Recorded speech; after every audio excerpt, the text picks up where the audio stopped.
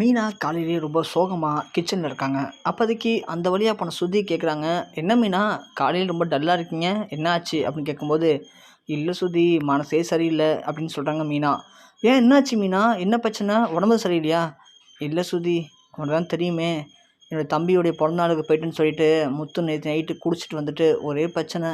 என்னை புரிஞ்சுக்கல, என்னை மதிக்கலை, என்னை அசிங்கப்படுத்திட்டீங்க, உன் ஃபேமிலியை நான் அசிங்கப்படுத்துது, நீயும் அசிங்கப்படுத்திட்ட, இனிமே பாரு நான் என்ன பண்ண போகிறேன் அப்படி இப்படின்னு சொல்லி புலம்ப ஆரம்பிச்சிட்டாரு மீனா. எனக்கு ரொம்ப பயமாக இருக்குது ஸ்ருதி, இனிமேல் அவர் குடிப்பாருன்னு நினைக்கிறேன். ஏற்கனவே இப்படி தான் குடிச்சிட்டு இருந்தார், அவரை சரி பண்ணுறதுக்கு நான் ரொம்ப கஷ்டப்பட்டேன். ஆனால் இப்போது திரும்பவும் குடிச்சிட்டு வந்து நைட்டு ஃபுல்லாக ஒரே சண்டை.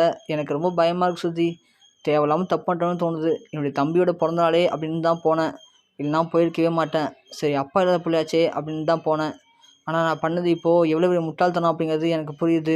நான் அந்த தப்பை பண்ணியிருக்கக்கூடாது, ஆனால் பண்ணிட்டேன். எனக்கு இப்போது இதை எப்படி சரி பண்ணுறதே தெரில ஸ்ருதி அப்படிங்கிற மாதிரி மீனா ரொம்பவுமே கண் கலங்குறாங்க. அப்போதைக்கு தான் மீனா சொல்கிறாங்க, ஸ்ருதி கேட்குறாங்க மீனாட்ட, எப்படி நீங்கள் போனது ஃபஸ்ட்டு முத்துக்கு தெரிஞ்சுது, அது பார்த்தீங்களா, நீங்கள் சொல்லிட்டு போகிறீங்களா முத்துக்கிட்ட? இல்லை ஸ்ருதி, நான் சொல்லிட்டு போகல, நான் இங்கேருந்து போனதை வச்சு அத்தை தான் முத்துட்ட சொல்லியிருக்காங்க. அவங்க தான் ஏற்றி விட்ருக்காங்க. இது மாதிரி உன் பொண்டாட்டி உன்னை மதிக்கல பார்த்தியா, நீ அவளை தூக்கி தள்ள வச்சு கொண்டாடிட்டு இருந்த, ஆனால் அவள் உன்னை மதிக்காமல் என்ன பண்ணிட்டா பார்த்தியா அப்படிங்கிற மாதிரி அத்தை தான் நல்லா முத்து ஏற்றி விட்ருக்காங்க. அதில் தான் அவர் கொந்தளிச்சு போய் கோவப்பட்டு இப்படி தேவையில்லாத வார்த்தையை விட்டுட்டு இப்போ குடிக்க ஆரம்பிச்சிட்டாரு பழையபடி. அவங்க ரொம்ப சந்தோஷமாக இருப்பாங்க ஸ்ருதி. சே, அத்தைக்கு ஏன் இந்த மாநாட்ட பொழப்பு, அத்தை ஏன் ஆன்ட்டி ஏன் இப்படி இருக்காங்க, எந்த பிள்ளையாச்சும் குடிக்கணும்னு சொல்லி அன்னைக்கு நினைப்பாங்களா? இந்த பிரச்சனை வந்தால் கண்டிப்பாக முத்து குடிப்பான்னு தெரியும் தானே ஆன்ட்டிக்கு, தெரிஞ்சும் கூட எதற்காக இப்படி பண்ணுறாங்க ஆன்ட்டி அப்படிங்கிற மாதிரி ஸ்ருதி கடுப்பாக பேசுகிறாங்க. அதான் ஸ்ருதி, உனக்கு தெரியாதா ஸ்ருதி, அவங்கள பொறுத்த வரைக்கும் நானும் முத்துவும் சேர்ந்தே இருக்கக்கூடாது. நாங்கள் சண்டை போட்டுட்டு இருந்தால் அவங்களுக்கு சந்தோஷமாக இருக்கும், நாங்கள் சேர்ந்து இருந்தால் அவங்களுக்கு வயிற்றுச்சலாக இருக்கும். அவங்கள பொறுத்த வரைக்கும் மனோஜ் ரேணுகாவும் ஜாலியாக இருக்கணும், நாங்கள் கஷ்டப்பட்டுருக்கணும், இல்லை அடிச்சுக்கணும், முத்து எப்போ மேலே குடிக்கணும், அதுதான் ஒரு கேரக்டரே ஸ்ருதி. ஏதோ அவங்க நினச்ச மாதிரி நடந்துருச்சு, நானும் கொஞ்சம் கேர்லெஸ்ஸாக இருந்துட்டேன். இப்போது முத்து என் மேலே சண்டை போட்டுட்டு கோவத்தில் குடிக்கிறாரு. எனக்கு ரொம்ப கஷ்டமாக இருக்குது ஸ்ருதி, போகிற பக்கம் பார்த்தா முத்து என்னை சுத்தமாக புரிஞ்சிக்க மாட்டாருன்னு நினைக்கிறேன். எனக்கு என்ன பண்ணுறதுனே தெரியல அப்படிங்கிற மாதிரி மீனா ஸ்ருதிக்கிட்ட சொல்லி ரொம்ப ஃபீல் பண்ணுறாங்க. அப்போதைக்கு அந்த பக்கமாக வர விஜயா இப்போதைக்கு ஸ்ருதிகிட்ட சொல்கிற விஷயத்த காதில் வாங்கிறாங்க. உடனே ஸ்ருதி சொல்கிறாங்க, இந்த ஆன்ட்டியை சும்மாவே விடக்கூடாது மீனா, நீ ரொம்ப அமைதியாக இருக்க, ஆன்ட்டி எது சொன்னாலும் கேட்டுக்கிற, அதனால தான் உன்னை ஆன்ட்டி வச்சு செய்கிறாங்க. இதே எனக்கிட்டே இருந்தாலும் வச்சிங்களேன், கண்டிப்பாக நான் நேராக மூஞ்சி வச்ச மாதிரி கேட்டிருப்பேன். நீங்களும் கேளுங்க மீனா, கேட்டால் தான் இவங்களை ஆள்லாம் திருந்துவாங்க அப்படிங்கிற மாதிரி ஸ்ருதி சொல்ல, உடனே விஜயா சவுண்டு விடுறாங்க. என்னடி ஸ்ருதி, அங்கே என்ன பேசிகிட்டு இருக்க, மீனா என்ன பண்ணுற, காஃபி எடுத்துருவாங்க அப்படின்னு சொல்கிறாங்க. உடனே மீனா, சரி ஸ்ருதி இருங்க, அத்தை வந்துட்டாங்க, காஃபி போட்டு கொடுத்து வரேன். இரு மீனா, உன்னுடைய வாழ்க்கையை கெடுத்துட்டு அங்கே உட்காந்துட்டு காஃபி கேட்பாங்க, நீ காஃபி எடுத்துகிட்டு போகணுமா, அதெல்லாம் ஒன்று எடுத்துகிட்டு போவேனா இரு அப்படின்னு சொல்லி ஸ்ருதி சொல்கிறாங்க. பார்த்துக்கி விஜயா சொல்கிறாங்க, மீனா என்ன பண்ணுற, சவுண்டே இல்லை, காஃபி எடுத்துன்னு சொல்லலாம் உன்னைய அப்படிங்கிறாங்க. உடனே ஸ்ருதி ஏஞ்சி வேகமாக போகிறாங்க. மீனாவும் பயந்து போய் ஸ்ருதி பின்னாடியே போகிறாங்க. நேராக போன ஸ்ருதி, ஆன்ட்டி உங்களுக்கு என்ன தான் பிரச்சனை ஆன்ட்டி அப்படின்னு கேட்குறாங்க. உடனே விஜயா, ஏம்மா என்ன பிரச்சனை, காலைல எழுந்தா காஃபி குடித்தா பிரச்சனையா உனக்கு, காஃபி நான் மீனாவை கேட்டேன், உங்ககிட்ட கூட கேட்கலையம்மா, உனக்கு ஏன் இவ்வளோ கோவம் வருது, என்ன பிரச்சனை உனக்கு அப்படின்னு விஜயா பேசுகிறாங்க.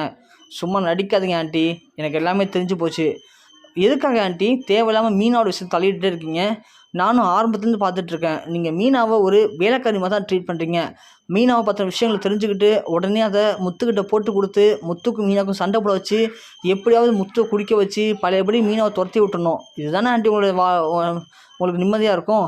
என்ன ஆன்ட்டி, ஒரு பெத்த பையனும் அவனுடைய பொண்டாட்டி சேர்ந்துருக்கக்கூடாதுன்னு நினைக்கிறேன், என்னெல்லாம் என்ன எண்ணம், அதோட பெத்த புல்லை குடித்து நாசமாக போகணுன்னு நினைக்கிறதுலாம் என்ன குணம், இதெல்லாம் ரொம்ப கேவலமாக இல்லையா ஆன்ட்டி உங்களுக்கு அப்படிங்கிறாங்க.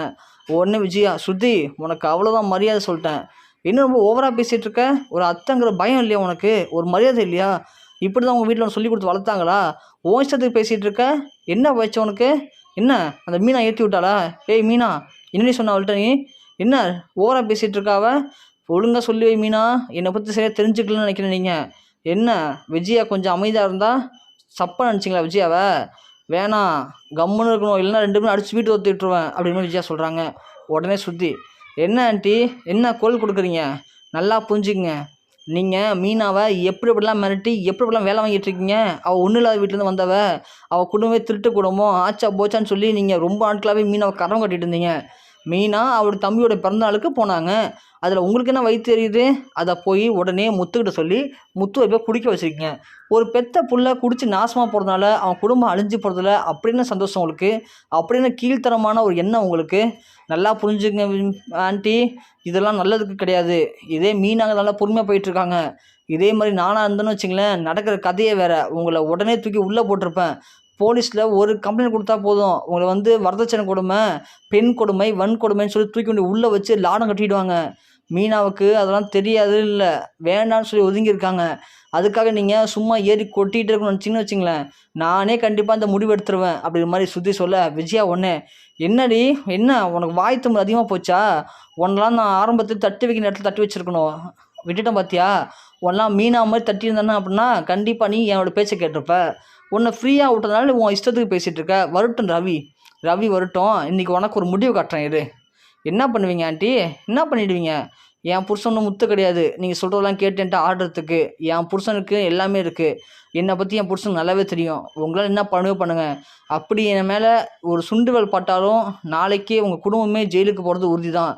ஆண்டி, நான்லாம் ஒரு வாட்டி முடிவு பண்ணிட்டா அப்படின்னா என் பேச்சு நானே கேட்க மாட்டேன், பார்த்து இருந்துக்குங்க அப்படின்னு சொல்கிறாங்க. காலையிலே ஆரம்பிச்சிட்டிங்க. இன்றைக்கி வரட்டும், உன் புருஷன் வரட்டும், இன்றைக்கி ஒரு முடிவு பண்ணுறேன். என் பையனும் மருமகள் வரட்டும். காலையிலேயே இந்த முத்து மீனவும் அடிச்சுக்கிட்டு அதுக்கு நான் தான் காரணமா? நான் தான் காரணமா? வரட்டும் இருங்க அப்படின்னு சொல்லிட்டு விஜயா ரொம்ப கோவமாக கிளம்பி ரூமுக்கு போகிறாங்க. மீனா அப்படியே கண் கலங்கி நிற்கிறாங்க. மீனா, விடுங்க மீனா, இவங்கெல்லாம் ஒரு ஆளுன்னு சொல்லி அவங்க பண்ணதுக்கு நீங்கள் ஃபீல் பண்ணுறீங்க.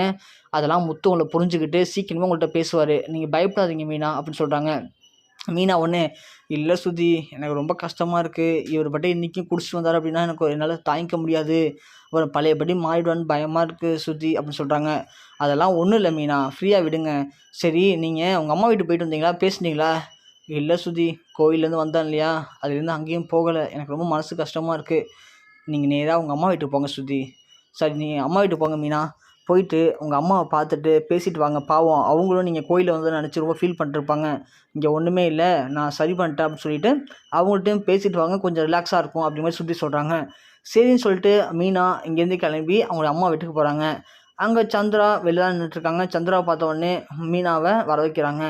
வந்த உடனே தண்ணி கொடுக்குறாங்க. குடிச்சிட்டு, என்ன மீனா ரொம்ப சோகமாக இருக்க? ஏம்மா உடம்பு சரியில்லையா? இல்லைம்மா, நேற்று நடந்ததை நினச்சா தான் எனக்கு ரொம்ப கஷ்டமாக இருக்குது. ஏம்மா என்னாச்சு? மாப்பிள்ளை திட்டினாரா இல்லை அடிச்சிட்டாரா? அடிக்கலாம் இல்லைம்மா, அவர் நேற்று இங்கேருந்து போயிட்டு நான் வீட்டுக்கு வரல, நேராக குடிச்சிட்டு ஃபுல் போதையில் வீட்டுக்கு வந்தார். வீட்டுக்கு வந்து என்னை மதிக்கலை, அசிங்கப்படுத்திட்டீங்க, அவமதிச்சிட்டிங்க, நான் எதுக்காக இனிமேல் இருக்கணும் அப்படி இப்படின்னு சொல்லி பயங்கரமாக போதையில் உளறிட்டு இருந்தாருமா. என்கிட்ட பேசவே இல்லை காலைல கூட. எனக்கு ரொம்ப கஷ்டமாக போயிடுச்சு. லாஸ்ட்டில் அந்த விஜயா நினச்சதெல்லாம் நடந்துருச்சு. என் புருஷன்ட்ட நான் கோயிலுக்கு போன விஷயத்த விஜயா தான் எப்படியோ ஒட்டி கேட்டு அவர்கிட்ட சொல்லி பிரச்சனையை உண்டு பண்ணியிருக்காங்க.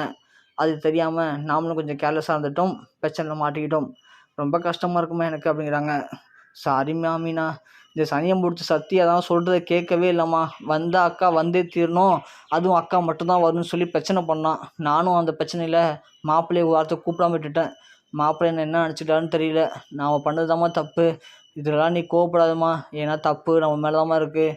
நாம் கொஞ்சம் அடங்கி போய் தாம்மா ஆகணும். இந்த இடத்துல நம்ம முறைச்சிக்கிட்டோம் அப்படின்னா ஒன்றுமே பண்ண முடியாதும்மா அப்படிங்கிற மாதிரி மீனாவுடைய அம்மா சொல்ல, மீனா அதுக்கு, சத்தியா ஏதோ பண்ணியிருக்காம்மா, அதனால தாம்மா அவர் அவன் மேலே அவ்வளோ கடுப்பாகிறாரு. இவன் சொன்ன வார்த்தைக்காகலாம் வரல, இவருக்கும் அவனுக்கும் தனிப்பட்ட முறையில் எந்த பட்சமே இல்லை. இவன் ஏதோ பண்ணி அதை அவர்கிட்ட லாக் ஆகியிருக்கான். அதனால தான் அவரை பார்த்தாலே அவனுக்கு பிடிக்க மாட்டேது. அதே மாதிரி அவனை பார்த்தா அவரும் டென்ஷன் ஆகுறாரு. இப்படி இவங்க மத்தியில் மாட்டிக்கிட்டு நாம் ரொம்ப கஷ்டப்பட வேண்டியதாக இருக்குது. அது என்ன அப்படிங்கிறதாம்மா தெரியல. அது எப்படியா சத்யாட்ட கேட்டு சொல்லுங்கம்மா அப்படிங்கிற மாதிரி மீனா சொல்கிறாங்க.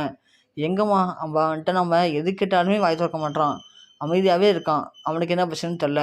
ஆனால் அந்த ஒரு முடிவில் மட்டும் தெளிவாக இருக்கான். வீட்டுக்கு வந்தால் அக்கா மட்டும் தான் வரணும், மாமா வரவே கூடாது அப்படிங்கிறது மட்டும் ரொம்ப தெளிவாக இருக்கான்.